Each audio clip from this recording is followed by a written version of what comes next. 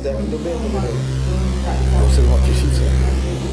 Nebo 1999, jako přesně nevím, pak už opravdu nevím.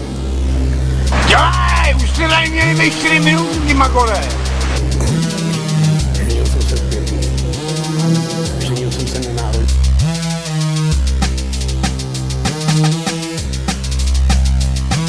Byli jsme na to všichni tak nějak připraveni, že si tam prostě uděláme nějakou...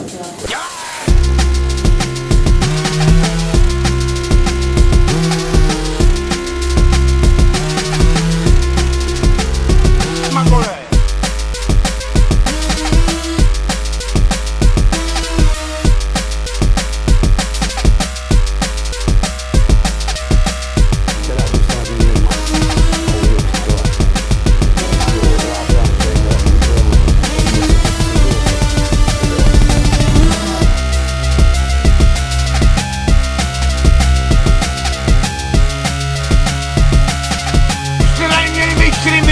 Magore, magore, magore, magore, ja, magore, magore, magore, 4 minuty, magore, magore, ja, magore, magore, magore.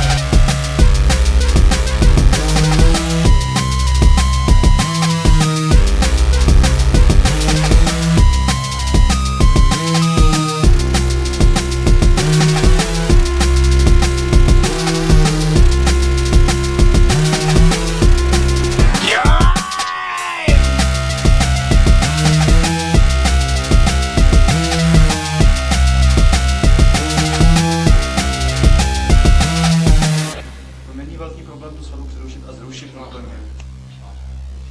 To bylo první a poslední varování. Jak chcete?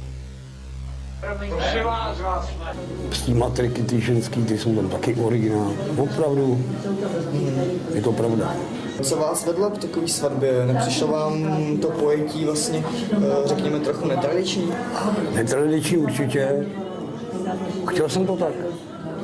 Byli jsme na to všichni tak nějak připraveni, že si tam prostě uděláme nějakou legraci, která zůstane u mě doma. A u mého přítele. Jiřího Horváta, který teda umřel, kterýho se to zcesilo to video. A je pravda, že vaše žena Blanka rok po svatbě zemřela? A... Ani ne rok, asi po 5 měsících.